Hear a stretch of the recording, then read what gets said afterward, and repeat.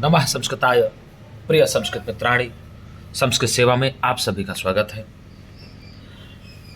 आज हम लोग एक नया ग्रंथ का परिचय लेकर के आए हैं। हम लोगों ने अभिज्ञान शाकुंतलम महाकवि कालिदास द्वारा जो विरचित 7 अंकों का नाटक है उसको हम लोगों ने पढ़ लिया है। आज हम लोग अब दूसरी पुस्तक को लेकर के आए हैं, जिस पुस्तक का नाम है किरातार्जुनीयम। कौन सा है गुरुजी? किरातार्जुनीयम पुस्तक को हम लोग पढ़ेंगे। तो आपको बता दें, किरातार्जुनीयम महाकवि भारवी प्रणीत 18 सर्गों का महाकाव्य है। और हम लोग अब TGT-LT के दृष्टिगत हमने आपको पहले ही बताया था कि तैयारी कर रहे हैं। तो अब हम लोग सीधे सीधे किरातार्जुनीयम ग्रंथ का अध्ययन करेंगे, जिसमें सर्वप्रथम ग्रंथ के अध्ययन के पूर्व हम लोग जो किरातार्जुनीयम के प्रणेता हैं महाकवि भारवी का सामान्य परिचय पढ़ेंगे। क्या पढ़ेंगे गुरुजी? किरातार्जुनीयम इस ग्रंथ के प्रणेता महाकवि भारवी जी हैं। इनका हम लोग परिचय पढ़ लेंगे, सामान्य परिचय पढ़ेंगे। तो आइए देर ना करते हुए हम लोग सीधे भारवी जी के जीवन परिचय की ओर अग्रसर होते हैं और इनके बारे में हम लोग जानने का प्रयत्न करते हैं। तो देखिए, यहाँ दिया है कि भारवी का प्रामाणिक जीवन वृत्त सर्वथा प्राप्त है, कुछ किंवदंतियाँ प्रचलित हैं। अर्थात मालूम यह होता है कि भारवी के जीवन परिचय के बारे में निश्चित नहीं है, लेकिन कुछ किंवदंतियाँ प्रचलित हैं, कुछ उक्तियाँ प्रचलित हैं, कुछ कहे जाने वाले विचार प्रचलित हैं। तो उन पर हम लोग फोकस करेंगे। आगे कहा कि महाकवि दंडी विरचित अवंति सुंदरी कथा, ये ध्यान रखना है। तो अवंति सुंदरी कथा किसकी है? तो दंडी की है। तो महाकवि दंडी विरचित अवंति सुंदरी कथा के अनुसार भारवी का जीवन वृत्त निम्नलिखित है। अब अवंति सुंदरी कथा के अनुसार भारवी का जीवन पूछ लेगा तो आप बताएंगे कि भारवी चालुक्य वंशी सम्राट पुलकेशिन द्वितीय के अनुज विष्णुवर्धन जो है के मित्र रहे। अर्थात अवंति सुंदरी के कथा के अनुसार ही जो भारवी चालुक्य वंशी सम्राट पुलकेशिन द्वितीय के अनुज रहे, पुलकेशिन द्वितीय राजा रहे, उनका समय रहा 615 ईस्वी के लगभग। तो उनके पुलकेशिन द्वितीय के प्रिय अनुज जो विष्णुवर्धन रहे, तो इनका समय रहा 615 ईस्वी के लगभग। तो उनके मित्र थे और सहपंडित राजकवि भी थे। महाकवि भारवी जो है पुलकेशिन द्वितीय के अनुज। आप पूछ लेगा कि अवंति सुंदरी कथा के अनुसार महाकवि भारवी किसके मित्र थे, तो आप बताएंगे पुलकेशिन द्वितीय के अनुज विष्णुवर्धन के मित्र और सभा पंडित राजकवि भी थे। कहा भी गया देखिए उसी में कि समेधावी कबीर विद्वान भारवी प्रभो गिराम अनुरुध्या करुण मैत्रीम नरेंद्र विष्णुवर्धने, ऐसी उक्ति भी मिलती है। तो गुरुजी अवंति सुंदरी कथा के अनुसार जो भारवी हैं पुलकेशिन द्वितीय के अनुज विष्णुवर्धन के मित्र और सभा पंडित राजकवि थे, जैसा कि आपको हमने बताया कि इसमें दिया भी है समेधावी कबीर विद्वान भारवी प्रभो गिराम अनुरुध्या करुण मैत्रीम नरेंद्र विष्णुवर्धने। तो अगर विष्णुवर्धन का समय पूछा जाएगा तो आप बताएंगे 615 ईस्वी। क्या बताएंगे गुरुजी? 615 ईस्वी। और अवंति सुंदरी कथा किसकी रचना है? तो आप सीधे बताएंगे दंडी की है। किसकी है गुरुजी? दंडी की अवंति सुंदरी कथा है। इस तरह के आप लोग भी अंडरलाइन करते चलिएगा जहाँ जहाँ भी आप। अब भारवी के गोत्र के बारे में बताया जाए तो भारवी कुशिक या कौशिक गोत्री ब्राह्मण थे। भैया भारवी किस गोत्र के ब्राह्मण थे? तो कुशिक या कौशिक गोत्रीय भारवी ब्राह्मण थे। इसको भी आप अंडरलाइन कर लीजिएगा। भारवी का संबंध कोकण के गंग वंशी नरेश दुर्नीति और कांची के पल्लव वंशी नरेश सिंह विष्णु तथा उनके पुत्र महेंद्र विक्रम के साथ भी था। अगर पूछ लेता है कि भारवी का साथ किसके साथ था, तो आप बताएंगे कि कोंकण के गंगवंशी नरेश दुर्नीत और कांची के पल्लव वंशी नरेश सिंह विष्णु तथा उनके पुत्र महेंद्र विक्रम के साथ भी भारवी का संबंध था। ऐसा आप बताएंगे। अब सिंह विष्णु से मिलते समय भारवी की अवस्था लगभग 20 वर्ष थी। कितना थी गुरुजी? अगर प्रश्न आपसे पूछ ले कि जब भारवी ने सिंह विष्णु से मिला था तो भारवी की अवस्था कितनी थी, तो आप बताएंगे उत्तर में 20 वर्ष की थी। और किरातार्जुनीयम के 15वें सर्ग की संस्कृत टीका लिखी थी विद्वान नरेश दुर्विनीत ने। बहुत ही ये अंडरलाइन करने वाली बात है इसको पूछता है कि किरातार्जुनीयम के 15वें सर्ग पर टीका किसने लिखी थी, तो आप बताएंगे दुर्विनीत ने लिखी थी। किसने बेटे? विद्वान नरेश दुर्विनीत ने लिखी थी। दुर्विनीत ने किरातार्जुनीयम के किस सर्ग पर टीका लिखी थी, तो आप बताएंगे 15वें सर्ग पर लिखी थी। ऐसे प्रश्न आपको पूछ लेगा तो इसको भी अंडरलाइन कर लीजिएगा। एक अन्य किंवदंती के अनुसार भारवी धारानगरी के निवासी थे। एक किंवदंती और प्राप्त होती है कि भारवी कहाँ के निवासी थे, तो एक किंवदंती और कहती है कि भारवी जो है धारानगरी के निवासी थे। ये धारानगरी के, इनका संबंध धारानगरी में भोज के साथ बताया जाता है किंवदंतियों में। तो आइए अब हम लोग देख लेते हैं भारवी के समय निर्धारण में प्रमुख स्रोत। देखिए हम बताएं कि जितने भी महाकवि हुए हैं हमारे संस्कृत जगत में, उनके जीवन वृत्त के विषय में बड़ी आपत्तियाँ आती हैं, बड़ी भ्रांतियाँ आती हैं, बड़ी किंवदंतियाँ आती हैं, निश्चित समय नहीं मिल पाता है। तो ये बड़ा दुर्भाग्यपूर्ण रहा है कि ऐसे महापुरुषों का समय जो है हम लोगों को पूरी तरह से निश्चित तरीके से ज्ञात नहीं हो पा रहा। ये हम लोगों के लिए भी दुर्भाग्यपूर्ण विषय है। और मामला ये है कि जो विद्वान थे वो अपना या अपनी विद्वता का प्रदर्शन नहीं करना चाह रहे थे। उन्होंने अपने बारे में इसलिए ज़्यादा नहीं दिया और उन्होंने ग्रंथों के बारे में फोकस किया और विचारों के बारे में फोकस किया, लेकिन अपने बारे में ज़्यादा फोकस नहीं किया। इसलिए थोड़ा सा हम लोगों को भी उनके बारे में जानने में समस्या होती है। तो आइए देखते हैं क्या दिया है कि भारवी के समय निर्धारण में प्रमुख स्रोत। भारवी के समय के निर्धारण में क्या क्या स्रोत दिए गए हैं, तो इसमें दिया गया है पुलकेशिन द्वितीय का ऐहोल शिलालेख। ऐहोल शिलालेख भारवी के जन्म के निर्धारण में कुछ थोड़ा बहुत प्रमाण देता है। और वामन और जयादित्य का की काशिका वृत्ति, इससे भी भारवी के समय में जानकारी मिलती है हम लोगों को। और गुमरेड्डीपुर का पत्रलेख, इससे भी हम लोगों को भारवी के बारे में जानकारी मिलती है। और महाकवि दंडी की अवंत सुंदरी कथा और उस पर आधारित अवंत सुंदरी कथा सार से भी हम लोगों को भारवी के बारे में जानकारी मिलती है। अभी हमने पूर्व में ही बताया कि अवंत सुंदरी कथा के रचनाकार दंडी जी हैं और उसी पर आधारित एक अवंत सुंदरी कथा सार है ये। अब पूछ लेगा प्रश्न अगर कि अवंत सुंदरी कथा सार किस पर आधारित है, तो आप बताएंगे अवंत सुंदरी कथा पर आधारित है। विष्णुवर्धन, सिंह विष्णु तथा दुर्विनीत की ऐतिहासिकता से भी पता चलता है। अब भारत के जन्म के समय में यदि बात किया जाए तो 560 ईस्वी के लगभग माना जाता है। क्या माना जाता है भैया? 560 ईस्वी के लगभग भारवी का समय माना जाता है। लगभग मतलब लगा दिया ना कि इसमें तो निश्चित नहीं है, लेकिन लगभग ऐसा हम कह सकते हैं कि भारवी का जन्म जो समय है वह 560 ईस्वी के लगभग माना जाता है। और भारवी के रचनाकाल के बारे में यदि बात किया जाए तो भारवी के रचनाकाल का समय भी लगभग जो है 615 ईस्वी के आसपास का माना जाता है। तो एक प्रकार से देख लिया जाए कि भारवी का समय यदि हम लोग जाने तो 600 ईस्वी के आसपास ऐसा हम कह सकते हैं। और 555 ईस्वी से 625 ईस्वी 555 ईस्वी से 625 ईस्वी के मध्य हम लोग अर्थात 6ठी शताब्दी के उत्तरार्ध से 7वीं शताब्दी के पूर्वार्ध तक माना जा सकता है। तो देखिए ये बड़ी ही जानने वाली बात है, ये परीक्षाओं में प्रमुखता से पूछा भी जाता है कि भारवी का समय लगभग 600 ईस्वी के आसपास और 555 ईस्वी से 625 ईस्वी के मध्य 6ठी शताब्दी, ये हमको याद रखना है कि भारवी का जन्म समय किस शताब्दी के अंतर्गत माना जाता है। तो 6ठी शताब्दी का उत्तरार्ध और 7वीं शताब्दी का पूर्वार्ध ऐसा पूछ लेता है।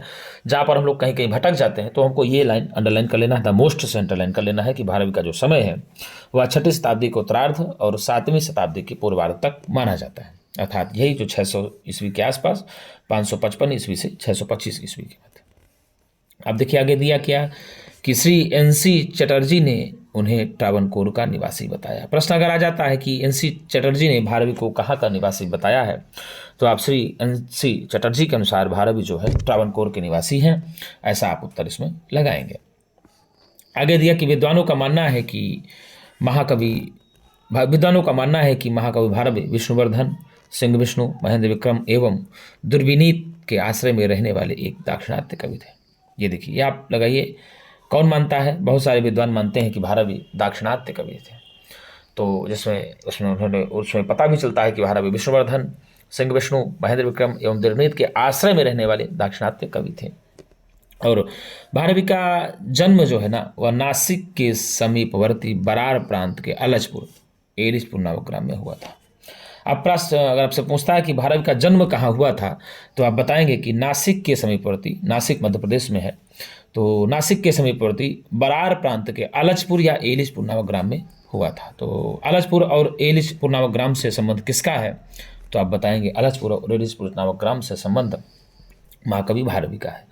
अब भारवी शैव दर्शन के अनुयायी थे, ये भी बहुत ही अच्छी है। शैव मतलब शिव को मानने वाले, जो शिव को मानने वाले कविगण थे उनको शैव दर्शन के अंतर्गत रखा जाता है। तो भारवी जो है शैव दर्शन के अनुयायी थे और उन्होंने किरातार्जुनीयम के 18वें सर्ग में शिव की स्तुति की है। किसकी की है गुरु जी? उन्होंने किरातार्जुनीयम के 18वें सर्ग में शिव की स्तुति की है। और किरातार्जुनीयम में 18 सर्ग कुल है ही है। कितने सर्ग हैं गुरु जी? किरातार्जुनीयम में 18 सर्गों का ये महाकाव्य है। तो 18वें सर्ग में किरातार्जुनीयम के इन्होंने शिव की स्तुति की है। और भारवी किस कवि से प्रभावित थे? तो भाई साहब भारवी कालिदास से प्रभावित थे। व्यास भास कालिदास। तो भारवी जी भी कालिदास से बहुत प्रभावित थे। तो आप लगाएंगे, अगर पूछ लेगा कि कालिदास से प्रभावित कवि कौन थे, तो आप बताएंगे भारवी। भारवी किस कवि से प्रभावित थे? तो आप बताएंगे कालिदास से। और भारवी से कौन प्रभावित थे? तो भैया महाकवि माघ। देखो, कालिदास से प्रभावित हुए भारवी और भारवी से प्रभावित हुए महाकवि माघ। तो आपको बता दें कि ये ग्रंथ जो किरातार्जुनीयम है, ये बृहत्त्रयी के अंतर्गत आने वाला महाकाव्य है। और पहले नंबर में आता है किरातार्जुनीयम भारवी प्रणीत, जो 18 सर्गों का महाकाव्य है। और दूसरे नंबर में आता है शिशुपालवधम, जो कि महाकवि माघ के द्वारा रचित है, 20 सर्गों का महाकाव्य है। और तीसरे नंबर पर आता है नरसिंह चरितम श्रीहर्ष द्वारा रचित 22 सर्गों का महाकाव्य है। तो गुरुजी भारवी से कौन प्रभावित थे? तो भारवी के बाद माघ आते हैं। तो माघ भारवी से प्रभावित थे। आगे दिया कि राजशेखर के अनुसार कालिदास एवं भद्रमेंट की भांति भारवी की भी परीक्षा उज्जैनी में ली गई थी। उनके बारे में कहा भी गया है, श्रूयते चोज्जैन्याम काव्यकार परीक्षा, अर्थात सुना जाता है उज्जैनी में काव्यकार की परीक्षा हुई थी।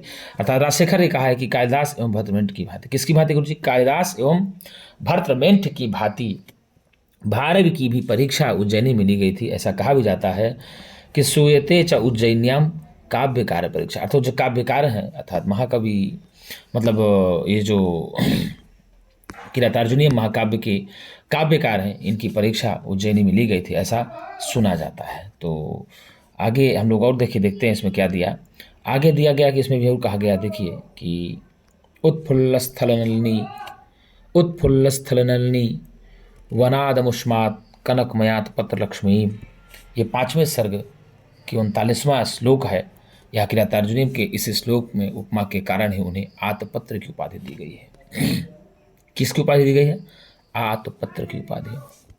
प्रश्न अगर आ जाएगा कि आतपत्र की उपाधि से किसे विभूषित किया जाता है या आतपत्र की उपाधि से किसे अलंकृत किया गया था, तो आप बताएंगे भारवी। तो आतपत्र की उपाधि भारवी को किस सर्ग से मिला था? तो आप बताएंगे 5वें सर्ग में। 5वें सर्ग में एक 39वां श्लोक है किरातार्जुनीयम के, उत्फुल्लस्थलनलिनी वनादमुष्मात कनक मयात पत्रलक्ष्मी। यह श्लोक है, इस श्लोक के कारण ही, इस श्लोक के उपमा के कारण ही महाकवि भारवी को आतपत्र की उपाधि मिली थी।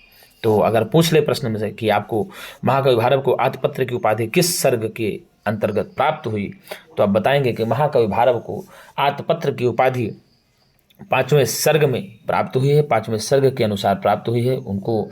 5वें सर्ग में 39वां श्लोक ही आपको दिया गया है, तो आप इसमें उत्तर लगाएंगे। अब आगे देते हैं कि हम लोग अब भारवी के थोड़ा जीवन परिचय में पिता माता पुत्र आदि के बारे में भी जान लेते हैं। तो भारवी के पिता रहे श्रीधर। कौन रहे गुरु जी? भारवी के पिता रहे श्रीधर। यदि आपसे पूछे कि भारवी के पिता कौन थे, तो आप बताएंगे श्रीधर थे। और नारायण स्वामी अवंत सुंदरी कथा के अनुसार माना जाता है। भारवी के पिता का नाम नारायण स्वामी अवंत सुंदरी कथा के अनुसार माना जाता है। यदि प्रश्न आ जाए कि अवंत सुंदरी कथा के अनुसार भारवी के पिता का नाम क्या था, तो आप बताएंगे नारायण स्वामी। यदि प्रश्न आ जाए कि भारवी के पिता कौन थे, तो आप बताएंगे श्रीधर थे। यदि प्रश्न आ जाए कि अवंत सुंदरी कथा के अनुसार भारवी के पिता कौन थे, तो नारायण स्वामी थे। तो नारायण स्वामी अवंत सुंदरी कथा के अनुसार पिता किसके थे, तो आप बताएंगे भारवी के थे। ऐसे देखिए, अगर केवल पूछता है प्रश्न में कि भारवी के पिता कौन थे, तो आप लगाएंगे श्रीधर। यदि प्रश्न में पूछता है कि नहीं, अवंत सुंदरी कथा के अनुसार भारवी के पिता कौन थे, आप बताएंगे नारायण स्वामी। भारवी की माता का नाम था सुशीला। क्या नाम था गुरुजी? भारवी की माता का नाम सुशीला था और पत्नी जो है रसिकवती या रसिका थी। तो भारवी की माता का नाम क्या था? सुशीला था। और यदि पत्नी का नाम पूछ ले तो रसिकवती या रसिका था। और भारवी के पुत्र रहे मनोरथ। कौन हो गए जी? भारवी के एक पुत्र रहे मनोरथ, और भारवी का मूल नाम था दामोदर। अगर पूछ ले प्रश्न में आपसे कि भारवी का मूल नाम क्या था, तो आप बताएंगे दामोदर। या दामोदर किसका नाम था, तो आप बताएंगे भारवी का मूल नाम था। और अभी हमने बताया था भारवी कुशिक या कौशिक गोत्र से संबंधित है। किससे संबंधित है?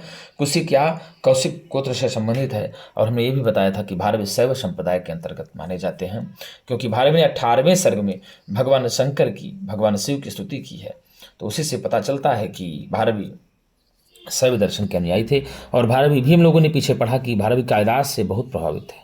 भारवी जी महाकवि कालिदास से बहुत प्रभावित थे, और भारवी से प्रभावित होने वाले आपके जो है महाकवि माघ थे। तो इनका गोत्र कौशिक है। और जन्म स्थान देखिए, हमने पहले ही बताया था कि दक्षिण भारत में नासिक प्रदेश के आलचपुर या एलिसपुर, क्या गुरु जी? आलचपुर या एलिसपुर। तो दक्षिण भारत के नासिक प्रदेश के आलचपुर या एलिसपुर के अंतर्गत इनका जो है जन्म स्थान माना जाता है। और धारा नगरी अवध सुंदरी कथा के अनुसार माना जाता है। अगर पूछ ले कि भैया अवंत सुंदरी कथा के अनुसार भारवी का जन्म स्थान कहाँ है, तो आप बताएंगे धारा नगरी।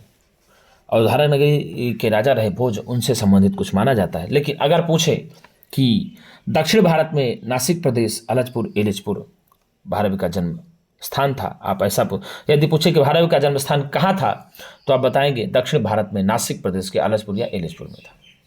लेकिन यदि आपसे पूछे कि अवंत सुंदरी कथा के अनुसार भारवी का जन्म स्थान कहाँ था, तो आप बताएंगे धारा नगरी में था। अब देखिए, समय दिया हुआ है 6वीं शताब्दी का उत्तरार्ध और 7वीं शताब्दी का पूर्वार्ध। अभी हमने आपको पूर्व में ही बताया कि 555 ईस्वी से लेकर के 625 ईस्वी के मध्य। तो इसमें जो है सीधे आप लगाएंगे 6वीं शताब्दी का उत्तरार्ध और 7वीं शताब्दी का पूर्वार्ध भारवी का जन्म माना जाता है। अब भारवी के वंश परंपरा की यदि बात किया जाए, देखिए यहाँ दिया है, भारवी की वंश परंपरा को भी जानना बहुत ही आवश्यक हो जाता है। तो भारवी के वंश परंपरा में देखिए नारायण स्वामी श्रीधर, ये भारवी के पिता थे। अभी हमने आपको बताया था कि भारवी के पिता का नाम क्या था, तो आप बताएंगे श्रीधर। क्या बताएंगे गुरु जी? श्रीधर। यदि पूछ ले कि अवंती सुंदरी कथा के अनुसार, किसके अनुसार गुरु जी? अवंती सुंदरी कथा के अनुसार भारवी के पिता का क्या नाम था, तो आप बताएंगे नारायण स्वामी। 2 तरीके से है, इसीलिए दोनों नाम यहाँ दे दिया, नारायण स्वामी या श्रीधर। आपको कुछ भी मिल सकता है कि श्रीधर किसके पिता थे, आप बताएंगे भारवी के पिता थे। नारायण स्वामी किसके पिता थे, आप बताएंगे भारवी के पिता थे। यदि आपसे विशेष करके प्रश्न पूछ ले कि अवंती सुंदरी कथा के अनुसार भारवी के पिता कौन थे, तो आप बताएंगे नारायण स्वामी थे। तो यदि अलग से पूछता है कि नहीं भारवी के पिता कौन थे, तो आपको लगाना श्रीधर, तब आप नारायण स्वामी नहीं लगाएंगे। यदि ऑप्शन में नहीं रहा तब आप लगा देंगे। ये भारवी के पिता रहे, और भारवी के पिता रहे, और भारवी दंडी के प्रपितामह रहे। भारवी जो हैं दंडी के प्रपितामह रहे। और भारवी का पुत्र हमने बताया था मनोरथ है। जो मनोरथ है वह दंडी के पितामह रहे, और मनोरथ के ही पुत्र हुए वीरदत्त और वीरदत्त गौरी। तो दंडी के माता पिता है वीरदत्त और गौरी। ये वीरदत्त गौरी के हस्बैंड हुए, पति हुए जिसको कहते हैं। और जो दंडी हुए, तो दंडी भारवी के प्रपौत्र हुए। दंडी किसके प्रपौत्र हुए? भारवी के प्रपौत्र हुए। अर्थात तो आप इसे सीधे जान लेंगे कि दंडी का संबंध किससे है, तो भारवी से। अगर प्रश्न आ जाए कि दंडी का संबंध किससे है, तो आप बताएंगे भारवी से है। किससे गुरुजी? दंडी का संबंध जो है भारवी से है। तो आप यहाँ देख लीजिए, श्रीधर, भारवी, मनोरथ, वीरदत्त गौरी, और वीरदत्त गौरी से उत्पन्न हुए दंडी। तो दंडी जो है भारवी के प्रपौत्र रहे। अब पूछ ले कि भारवी के प्रपौत्र कौन रहे, तो आप बताएंगे दंडी रहे। कौन रहे गुरुजी? दंडी रहे। और दंडी का संबंध किससे है, तो आप बताएंगे भारवी से है।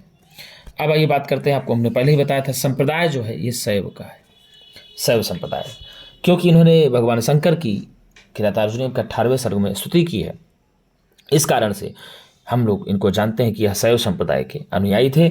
और उपाधि इनकी थी आतपत्र की उपाधि थी। क्या है गुरुजी? इनको आतपत्र की उपाधि भारवी को दी गई थी। तो इसमें किरातार्जुनीय के 5वें सर्ग के 39वें श्लोक में हमने अभी पिछले में ही बताया, तो उसको इसमें आधत्ते कनकमयात पत्र लक्ष्मी। किरातार्जुनीय के 5वें सर्ग के 39वें श्लोक में कनकमय आतपत्र सोने का छाता, कनकमय मतलब सोने का, और छाता आतपत्र मतलब तो सोने का छाता की उपमा के को अति सुंदर मानकर आलोचकों ने कवि का नाम ही आर्तपत्र भारवी रख दिया। ठीक है ना। तो 5वें सर्ग के 39वें श्लोक में इसका वर्णन आया हुआ है। लेकिन आश्रयदाता की बात किया जाए तो आश्रयदाता विष्णुवर्धन पुलकेशिन द्वितीय के अनुज रहे। विष्णुवर्धन कौन रहे? तो पुलकेशिन द्वितीय के अनुज रहे। और विष्णुवर्धन का समय आपको बता दें 615 ईस्वी के लगभग। कितना गुरु जी? 615 ईस्वी के लगभग इनका समय माना जाता है। और आगे दिया सिंह विष्णु अवंती सुंदरी कथा के अनुसार। अवंती सुंदरी कथा के अनुसार भारव किसके आश्रयदाता थे? तो आप बताएंगे सिंह विष्णु के आश्रयदाता थे। दुर्विनीत महेंद्र विक्रम सिंह विष्णु के पुत्र रहे। राजा दुर्विनीत ने किरातार्जुनीयम के 15वें सर्ग पर संस्कृत टीका लिखी है। राजा दुर्विनीत ने किरातार्जुनीयम के किस सर्ग पर टीका लिखी है? तो आप बताएंगे राजा दुर्विनीत ने किरातार्जुनीयम के 15वें सर्ग पर संस्कृत टीका लिखी है। किरातार्जुनीयम के 15वें सर्ग पर संस्कृत टीका कौन लिखा है? तो आप बताएंगे राजा दुर्विनीत ने लिखा है। भारवी दंडी के प्रपितामह रहे। भारवी दंडी के प्रपितामह रहे, अर्थात जो भारवी हैं दंडी के प्रपौत्र हुए और दंडी के प्रपितामह हुए भारवी। तो भारवी के प्रपौत्र हुए दंडी कौन हुए गुरुजी? भारवी के प्रपौत्र हुए दंडी। अगर प्रपौत्र की बात किया जाए तो दंडी है, और भारवी के प्रपितामह कौन है? क्षमता, दंडी के प्रपितामह कौन है? तो भारवी। ये ध्यान रखना है। अर्थात भारवी के प्रपौत्र कौन है? दंडी है, और दंडी के प्रपितामह कौन है? तो भारवी है। इस तरह से आपको जानना है। भारवी के प्रपौत्र हुए दंडी और दंडी के प्रपितामह हुए भारवी, ऐसा आपको भी जानना है। भारवी की वाणी को प्रकृति मधुरा कहा गया है। क्या कहा गया है कुछ? प्रकृति मधुरा। भारवी की वाणी को क्या कहा गया है?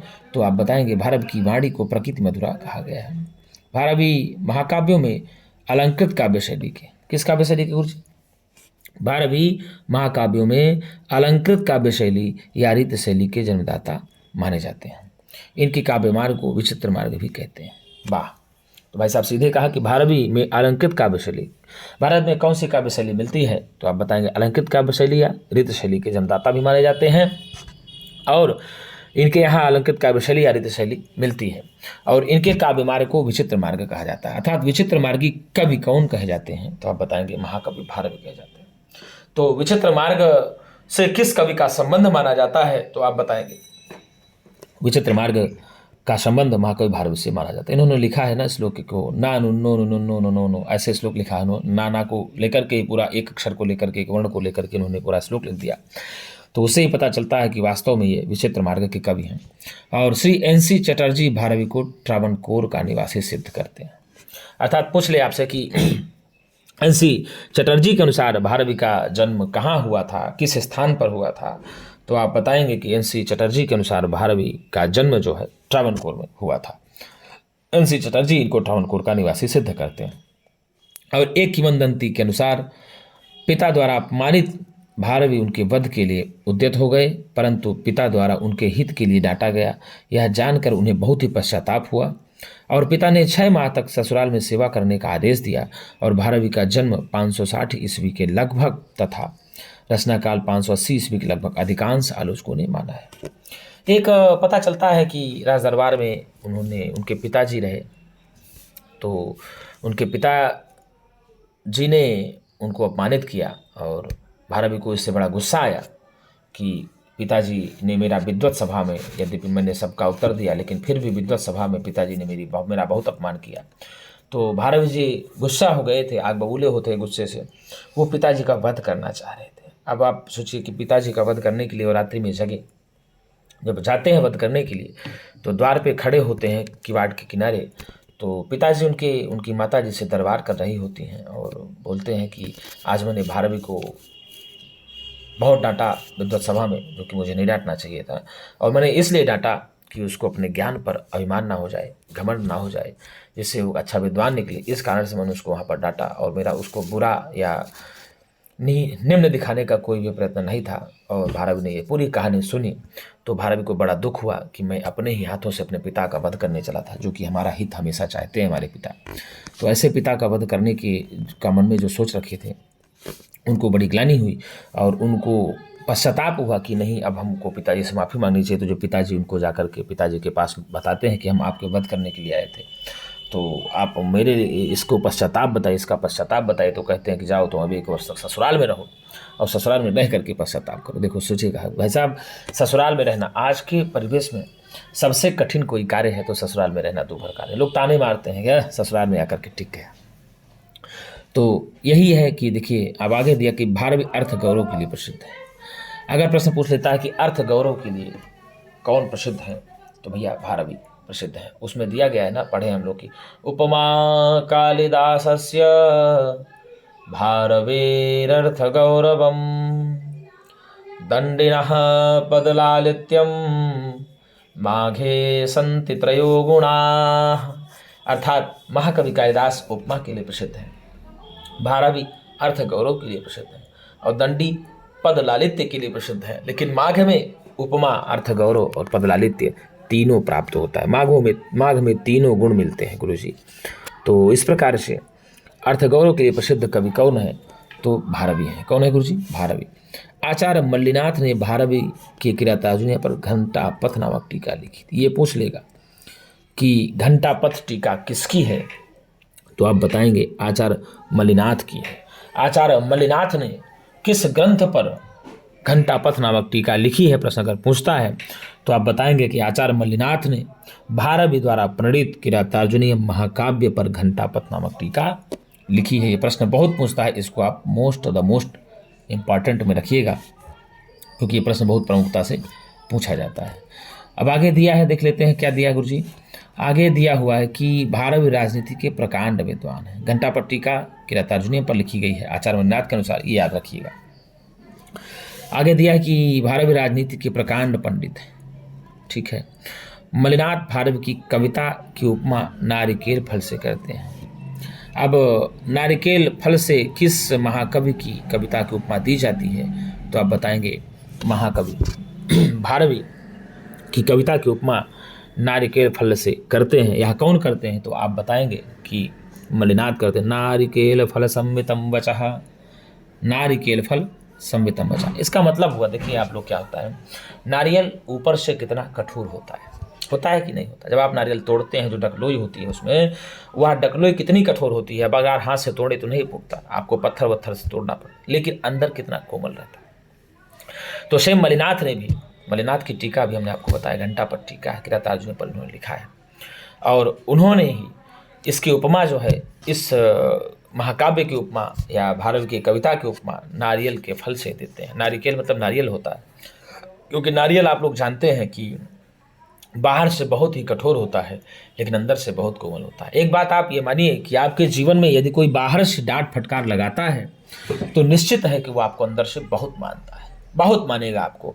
और जो व्यक्ति आपको बाहर से डांटा फटकारा ही नहीं कभी, तो आपको आपके प्रति अंदर से उसके अंदर प्रेम बिल्कुल नहीं हो सकता, ये आप एकदम निश्चित मान लीजिए। आपको डांटेगा वही जो आपसे प्रेम रखता है, जो आपसे स्नेह करता है, वही आपको पग पग पर आपको सतर्क करेगा, पग पर आपका जो है मार्गदर्शन करेगा। और व्यक्ति, भाई स्वाभाविक है कि अगर कोई मार्गदर्शन आपका करेगा, आपसे कोई भी गलतियां होंगी छोटी मोटी, तो आपको डांटेगा तो ही, फटकारेगा तो ही।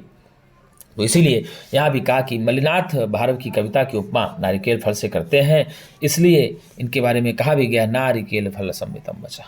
ये देखिए, तो यदि आज से आपको कोई डांटता है, यदि आपसे आज से आपको कोई देखता है या आपके ऊपर कोई नज़र रखता है या आपको कोई थोड़ा बहुत बुरा करते हैं, तो आपको डांट फटकार लगाता है, तो आपको बुरा नहीं मानना चाहिए, क्योंकि आपको इससे सीख लेनी चाहिए कि जिस प्रकार से नारियल बाहर से कठोर होता है लेकिन अंदर से बहुत कोमल होता है, उसी प्रकार से जो आपके जीवन में कुछ आपको डांटता है या आपको ताकता है या देखता है, आपको संरक्षण करना चाहता है, तो निश्चित है आपको डांटेगा, जिससे आप आगे गलतियां ना कर पाए, लेकिन अंदर से आपको बहुत मानता है। तो आज से प्रण कर लीजिए आप भी कि कोई भी डांटेगा बड़ा, तो हम उसकी बातों का बुरा नहीं मानेंगे, उसका अनादर नहीं करेंगे। अब दक्षिण के ऐहोल शिलालेख में भारवी का नाम उल्लिखित है। दक्षिण के ऐहोल शिलालेख में भारवी का नाम उल्लिखित है। अब भारवी के किरातार्जुनीय को लक्ष्मणवंत महाकाव्य कहा जाता है। अब पूछ लेगा कि लक्ष्मणवंत महाकाव्य किसको कहा जाता है, तो किरातार्जुनीय को कहा जाता है। किरातार्जुनीय में कितने सर्ग हैं, तो आप बताएंगे 18 सर्ग हैं। किरातार्जुनीय किसका महाकाव्य है, तो आप बताएंगे भारवी का महाकाव्य है। तो लक्ष्मणवंत महाकाव्य किसको कहा जाता है, तो आप बताएंगे किरातार्जुनीय को कहा जाता है। और शिशुपाल वधम को शयंत महाकाव्य कहा जाता है। क्या कहा जाता है? अर्थात लक्ष्मंत मतलब लक्ष्मी से अंत होगा जो महाकाव्य, वह हो गया लक्ष्मंत महाकाव्य। और श्री से अंत होगा जो महाकाव्य, उसको श्रेयंत महाकाव्य कहा जाता है। तो श्रेयंत महाकाव्य जो है शिशुपाल वध को कहा जाता है। शिशुपाल वध महाकवि माघ की रचना है। किसकी रचना है गुरु जी? शिशुपाल वध महाकवि माघ की रचना है। और 20 सर्ग हैं इसमें। कितने सर्ग हैं? 20 सर्ग हैं ये। और किरात में 18 सर्ग हैं। किरात में कितने गुरु जी? किरात में 18 सर्ग हैं। और शिशुपाल वध में 20 सर्ग हैं। वो माघ की रचना शिशुपाल वधम और किरातार्जुनीयम भारव की रचना है। तो माघ की रचना जो है वो श्रेयंत महाकाव्य कहा जाता है। क्या कहा जाता है? अर्थात श्रेयंत मतलब सी से अंत हो जो होगा श्रेयंत हो गया, और लक्ष्मी से अंत जो हो गया लक्ष्मंत हो गया। तो लक्ष्मंत का संबंध आपका किरातार्जुनीयम से है और श्रेयंत का संबंध आपका शिशुपाल वधम से है। तो इस प्रकार से आप इसको भी जानते रहिए। ये प्रश्न बहुत पूछा जाता है, इसको द मोस्ट इंपॉर्टेंट में आप लगा लीजिए। और महाकाव्य तथा श्रीहर्ष का नजदीक चरितम जो है आनंदांत महाकाव्य कहा जाता है। देखो तीनों दे दिया, ये तीनों बृहत्रयी की ग्रंथ है। कौन कौन से? तो किरातार्जुनीयम, शिशुपाल वधम और नजदी चरितम। ये श्रीहर्ष का है। किसका है गुरु जी? देखिए श्रीहर्ष का नजदी चरितम और इसको आनंदांत महाकाव्य कहा जाता है। किरातार्जुनीयम महाकवि भारवी का इसको लक्ष्मंत महाकाव्य कहा जाता है। क्या कहा जाता है? लक्ष्मंत। और माघ का शिशुपाल वधम ये जो है श्रेयंत महाकाव्य कहा जाता है। तो भारवी के किरातार्जुनीयम को लक्ष्मंत महाकाव्य कहा जाता है। लक्ष्मंत महाकाव्य की बात किया जाए तो आप बताएंगे किरातार्जुनीयम, और महाकाव्य लक्ष्मंत किरातार्जुनीयम है। और महाकवि माघ द्वारा रचित शिशुपाल वधम को श्रेयंत महाकाव्य कहा जाता है। और नैधि चरितम श्रीहर्ष के द्वारा रचित जो महाकाव्य है वो 22 सर्गों का। कितने सर्ग का गुरु जी? 22 सर्गों का। इसको अनंत कहते हैं। तो देखिए हम आपको बता दे रहे हैं किरात का सर्ग क्या है। किरात में 18 सर्ग हैं। कितने सर्ग हैं? 18 सर्ग हैं। और शिशुपाल में, शिशुपाल वधम में ऐसे लिख देते हैं शार्ट में, शिशुपाल करके हम बता, शिशुपाल वधम में 20 सर्ग हैं। और नैषध में, नजदी चैतम, नैषध मतलब नजदी चैतम, नजदी चैतम में 22 सर्ग हैं। अब आप आराम से इसको याद कर लेंगे। 2-2 का फर्क है। देखिए 18, 20, 22, 18, 20, 22 इसको बृहत्रयी भी माना जाता है। अब किरात को लक्ष्मंत महाकाव्य कहा जाता है और शिशुपाल वध को श्रेयंत महाकाव्य कहा जाता है और नजदी चैतम को आनंदांत महाकाव्य भी कहा जाता है। आइए अब आगे चलते हैं, देख लेते हैं क्या दिया है। अब महाकवि भारवी विषयक प्रशस्तियाँ कुछ दी गई हैं, तो आइए हम लोग देख लेते हैं क्या दी गई हैं, कौन क्या कहा है। उद्भट ने कहा है भारवे अर्थ गौरव। आपने पढ़ा था ना, उपमा कालिदासस्य भारवेरर्थ गौरवम दंडिनः पदलालित्यम माघे सन्ति त्रयो गुणाः। कौन कहा? तो उद्भट ने कहा था इसको। आइए, वृत्तक्षत्रस्य सा कापि वंशस्थस्य विचित्रता प्रतिभा भारवीर्येन सच्छायेनाधिकीकृता। ऐसा कौन कहा? तो भैया क्षेमेंद्र ने सुवित तिलक में कहा। कौन गुरु जी? क्षेमेंद्र ने सुवित तिलक में कहा। अब आगे देखिए क्या क्या। नारिकेल फल सम्मितम वचो दिया ना यहाँ गुरु जी, ये देखिए क्या दिया। नारिकेल फल संवितम वचो भारवे सपदि तद्विभज्यते स्वादयन्तु रसगर्भ निर्भरम सारमस्य रसिका यथेप्सितम। इसको किसने कहा? तो मल्लिनाथ ने कहा। ये प्रशस्तियाँ हैं, आप इनको प्रशस्तियों में देख सकते हैं। आगे देखिए दिया क्या दिया है कुछ। प्रदेशवृत्त्यापि महान्तमर्थं प्रदर्शयन्ती रसमादधाना सा भारवे सत्पथदीपिकेव एषा कृतिः कैरिव नोपजीव्या। इसको कौन कहा? तो कृष्ण कवि ने कहा है। तादात्म्यं रसभावयोः भारविः स्पष्टमोचिवान्। शारदा तनय ने कहा। कौन कहा गुरुजी? शारदा तनय ने कहा इसको। क्या? तादात्म्यं रसभावयोः भारविः स्पष्टमोचिवान्, इसको शारदा तनय ने कहा था। और प्रकृति मधुरा भारव गिरा श्रीधर दास ने कहा था सदुक्ति कर्णामृतम में। सदुक्ति कर्णामृतम किसकी रचना है? आप बताएंगे श्रीधर दास की रचना है। और प्रकृति मधुरा भारव गिरा कौन कहा, किसके द्वारा कहा गया है? तो ये भारवी के बारे में श्रीधर ने कहा है। आगे देखिए दिया है। वंशस्थवृत्तेन धृतात पत्रो वंशस्थवृत्तेन धृतात पत्रो वृत्तेन संदर्शितराजवृत्तिः अर्थ प्रकर्षाहृतराजलक्ष्मी नृपायते भारविरात कीर्तिः। इसको किसने कहा था? तो आचार्य कपिलदेव द्विवेदी ने कहा था। क्या कहा था? तो वंशस्थवृत्तेन धृतात पत्रो वृत्तेन संदर्शितराजवृत्तिः अर्थ प्रकर्षा हृतराजलक्ष्मी नृपायते भारविरात कीर्तिः।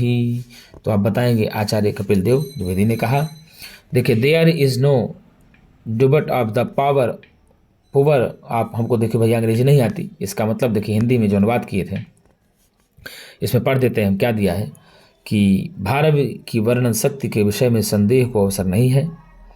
उनकी शैली उत्कृष्ट रूप में शांत गौरवमयी है, जो निश्चय ही आकर्षक है और वे प्रकृति और प्रमदाओं के सौंदर्य निरीक्षण और उन्हें चित्रित करने में सर्वश्रेष्ठ हैं। ऐसा कौन कहा था? इसका अनुवाद जो इंग्लिश में ऊपर दिया है इसको कहा प्रोफेसर A.B. कीथ।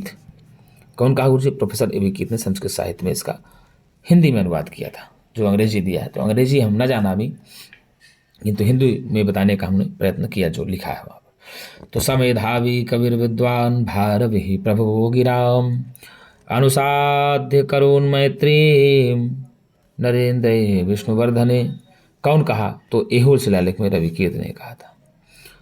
ठीक, अनुराध्य करुण मैत्रीम नरेंद्र विष्णुवर्धने, ये होना चाहिए। तो इसके बाद आगे दिया कि अर्थदीधिति संवेता सन्नीरज सुहासिनी आज्ञोलोक निरानंदा भारवे रिव भारवी। आचार्य कपिलदेव द्विवेदी ने कहा था।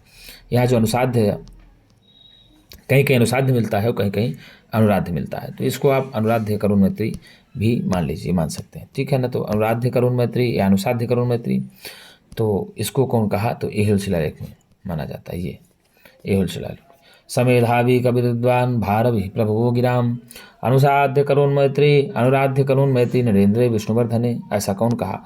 तो एहोल शिलालेख में रवि कीर्त ने कहा था। तो मित्रों, आज के लिए इतना ही। हम पुनः एक नई वीडियो के साथ मिलेंगे और आपको बता दें कि अब हम TGT के लिए, LT के लिए किरातार्जुनीयम ग्रंथ का अध्ययन शुरू कर दिए हैं। अब प्रत्येक दिन आपको हमारी वीडियो 8 बजे मिल जाएगी। और अभी हम लोगों ने महाकवि भारवी के बारे में संक्षिप्त परिचय जानने का प्रयत्न किया। अब हम लोग आगे महाकवि भारवी द्वारा प्रणीत जो किरातार्जुनीयम महाकाव्य है उसका भी अध्ययन करेंगे। और प्रत्येक दिन रात 8 बजे आपको वीडियो हमारी मिलेगी और जिसमें आप अच्छे से अध्ययन कर सकेंगे। तो मित्रों, आज के लिए इतना ही। हम पुनः एक नई वीडियो के साथ आएंगे। तब तक के लिए नमः संस्कृताय।